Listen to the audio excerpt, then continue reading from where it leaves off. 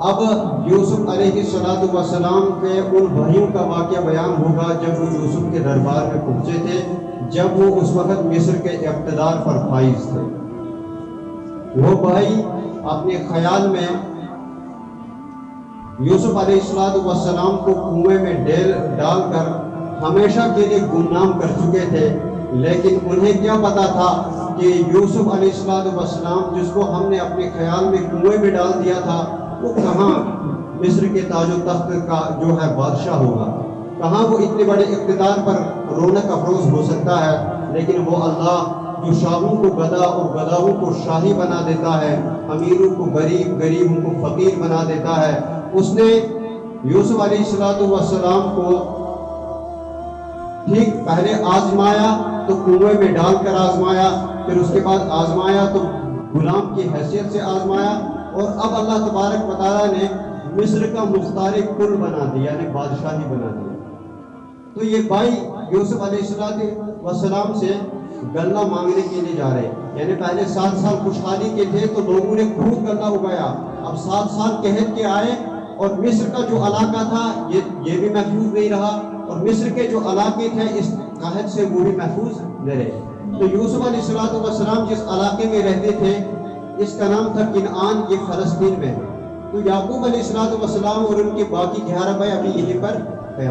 ان کو پتہ چلا کہ مصر کے اندر ایک بادشاہ ہے، بڑا رحم دل ہے، اور وہ جو ہے قیمت کے عوض میں غلہ دے دیتا ہے، اناج دے دیتا ہے، بڑا رحم دل ہے۔ لیکن یوسف علیہ السلام نے قانون یہ بنایا تھا، جو آدمی آئے گا اس کو ایک اونٹ کے بوجھ کے برابر غلہ ملے گا، اس سے زیادہ نہیں مل سکتا، اور جو آدمی آئے گا اس کو اسی کا غلہ ملے گا دوسرا، اور غلہ خود تقسیم کرتے تھے۔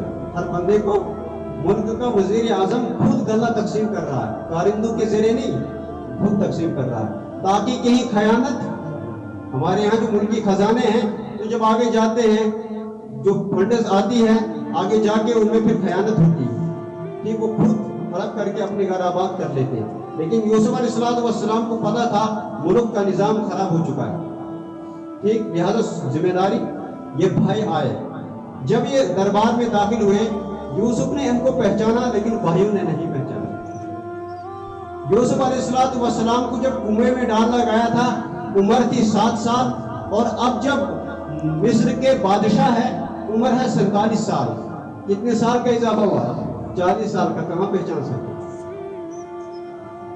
جب یہ داخل ہوئے تو یوسف علیہ السلام نے ان کے غلے کا سامان تیار کر دیا، اور اس کے بعد کہا تمہارا کوئی بھائی ہے جو تمہارے باپ کے پاس رہ چکا ہے؟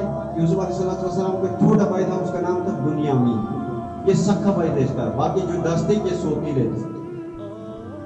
تو اس نے کہا ہاں، کہا جب اگلی دفعہ آؤ گے اس کو اپنے ساتھ لے آنا، ٹھیک، تم دیکھتے ہو کہ میں غلہ بھی پورا دیتا ہوں اور میں بہترین کیا ہے مہمان نواز ہوں۔ تو انہوں نے کہا چلو ٹھیک ہے، اور پھر یوسف علیہ السلام نے ان کو دھمکی دی، اگر تم نے اس کو میرے پاس نہیں لایا، پہلی سزا یہ ہے میں تمہیں غلہ نہیں دوں گا، دوسری سزا یہ ہے میرے پاس نہیں آنا۔ بھائیوں نے کہا ہم عنقریب اس کے باپ کو اس کے بارے میں بہلانے کی کوشش کریں گے۔ یہ باتیں ہو رہی ہیں، ادھر سے ان کا سامان پیک ہو گیا۔ یوسف علیہ السلام نے کہا اپنی کارندوں سے، غلاموں سے، ملازموں سے، جاؤ غلے کے بدلے میں جو قیمت انہوں نے دی تھی وہ انہی کے کیا ہے ان سامان میں رکھ دو، لیکن ایسی پیک کر دو کہ ان کو پتہ نہیں لگنا چاہیے جب تک یہ گھر پہنچ جائے۔ بہرحال انہوں نے وہ جو قیمت انہوں نے بطور غلے کے بدلے میں پیش کی تھی وہ اس کے اندر ڈال دی، اور گھر جب پہنچے باپ سے کہا تم نے بنیامین کا غلہ لایا ہے؟ کہا اس نے دیا ہی نہیں۔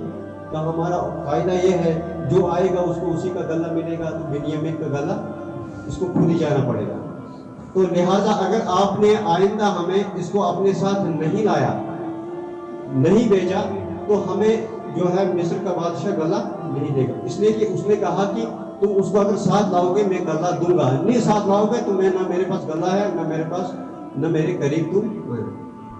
تو یعقوب علیہ السلام نے کہا میں اس سے پہلے اس کے بھائی یعنی بنیامین کے بھائی یوسف کے بارے میں تمہارے اوپر بھروسہ کر چکا تھا، لیکن تم نے اس کی حفاظت لہٰذا مجھے بھروسہ ہے تم اس کی حفاظت بھی. انہوں نے کہا کہ ہم پوری اس کی حفاظت کریں گے آپ.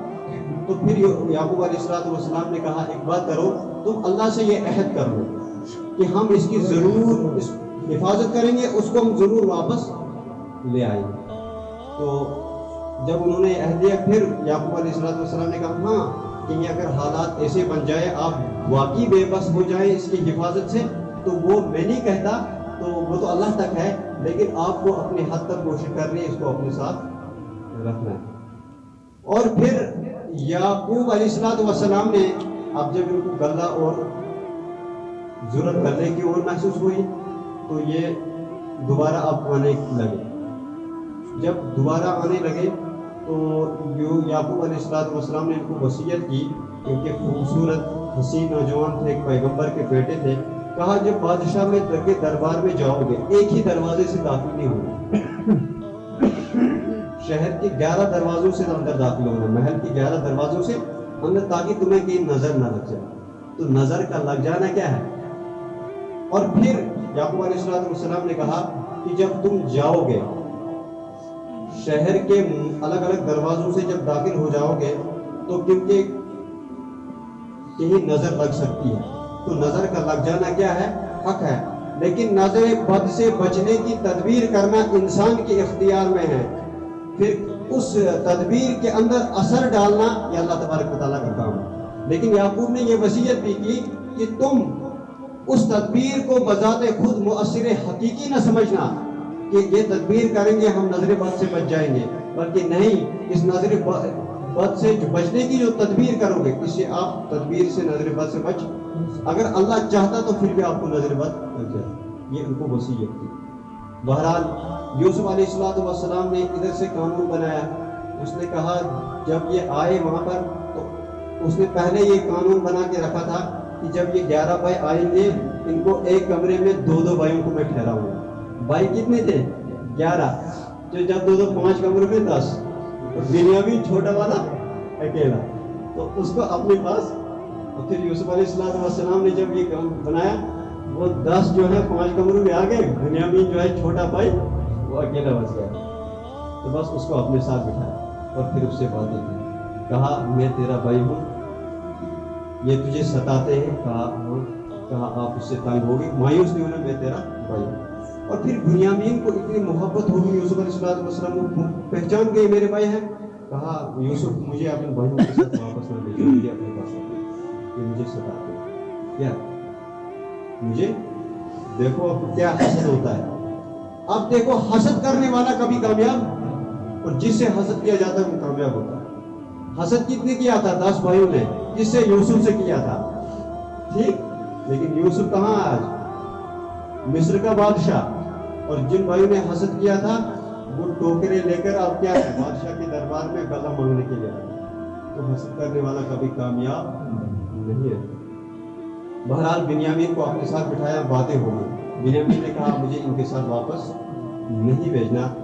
تو یوسف علیہ السلام نے کہا میں ان کے ساتھ آپ کو واپس تو نہیں بھیجوں گا, لیکن ہمیں کوئی ایسا ہیلا کرنا ہے جس کی وجہ سے آپ جو ہے یہیں رکے رہیں, اور بھائی کہیں چلو ان کو یہیں روک دو. تو اس کے لیے کوئی تدبیر ہمیں وجود کرنے پڑ. تو یوسف علیہ السلام نے یہ کہا, اپنے کارندوں سے کہا جاؤ میرا جو پیالہ ہے یہ ڈال دو کس میں, ان کے سامان میں. اب یہ غلہ لینے کے لیے اور آئے تھے دوبارہ, تو پیالہ ڈال دیا اس کے اندر, تھیلے کے اندر.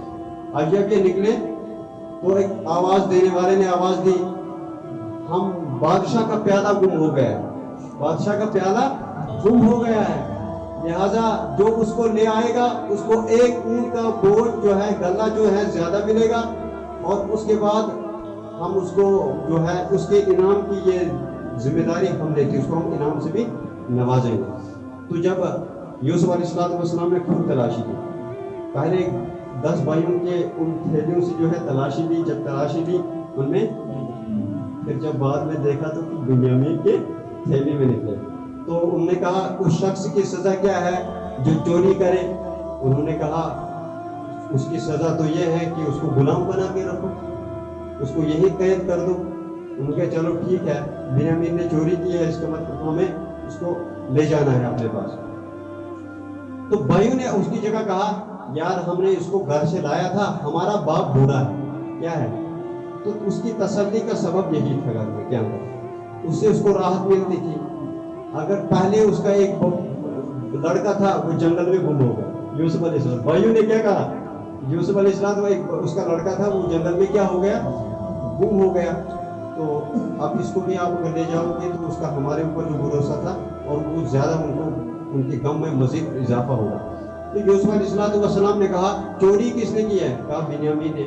کہا انصاف کا تقاضا کیا ہے, اسی کو قید کیا جائے. کہا جب اسی کو کیا جائے تو اس کی جگہ دوسری کو ہم, یہ تو انصاف شریعت کے اعتبار سے بھی غلط ہے, قانون کے اعتبار سے بھی کیا ہے, غلط ہے.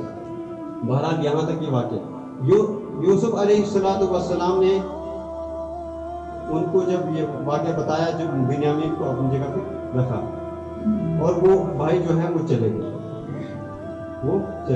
یہ آگے بہت بات ہے لیکن پہلے بھی یہ کرتا ہوں.